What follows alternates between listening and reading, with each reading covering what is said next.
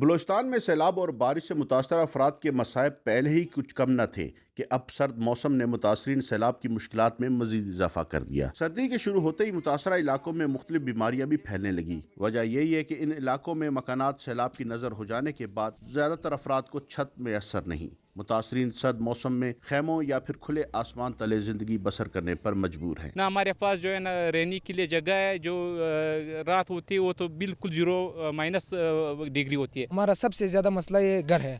اب سردیاں بہت بڑی ہے، یہ نومبر سے شروع ہوئے 10 تاریخ سے، تو ہم لوگ بغیر گھر کے گزارا نہیں کر سکتے۔ حکومت کی جانب سے 3 ماہ گزرنے کے باوجود سیلاب سے متاثرہ علاقوں میں سروے کا کام مکمل نہ ہو سکا۔ سیلاب سے صوبے بھر میں 3 لاکھ گھر مکمل طور پر تباہ ہوئے، جبکہ 6 لاکھ گھروں کو جزوی نقصان پہنچا۔ 2500 کلومیٹر سڑکیں پانی میں بہہ گئیں۔ 3 لاکھ کے قریب جو ہیں فلی جو گھر ہیں وہ ڈیمیج ہوئے ہیں، اور اس کے ساتھ ساتھ جو ہے تقریباً 6 لاکھ کے قریب ایسے ہیں جو پارشلی جن کی کسی کی دیوار یا کسی کی چھت وغیرہ گری ہیں۔ جعفر آباد، ڈیرہ مراد جمالی، صوبت پور، جھلمکسی سمیت دیگر علاقوں میں کھڑے سیلابی پانی کے باعث معمولات زندگی تاحال متاثر ہے۔ صوبائی حکومت کا مرکزی حکومت سے شکوہ ہے کہ ابھی تک متاثرین کی بحالی کے لیے وفاقی حکومت کی جانب سے کوئی فنڈز نہیں ملے۔ سیلاب زدگان جہاں تھے ابھی تک وہیں پر ہے، اس میں کوئی دو رائے نہیں ہے۔ مرکزی حکومت نے ہمارے ساتھ جو وعدہ کیا وہ وعدہ ابھی تک نبھایا نہیں ہے۔ متاثرین کی بحالی کیے حکومتی دعوے اپنی جگہ، لیکن عملی طور پر متاثرہ علاقوں میں بحالی کا کوئی کام دکھائی نہیں دے رہا۔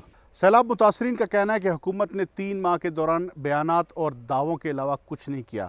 عملی اقدامات اٹھائے بغیر سیلاب متاثرین کی مشکلات کو کم نہیں کیا جا سکتا۔ کیمرہ مین محمد عامر کے ساتھ عرفان سعید، دنیا نیوز، کوئٹہ۔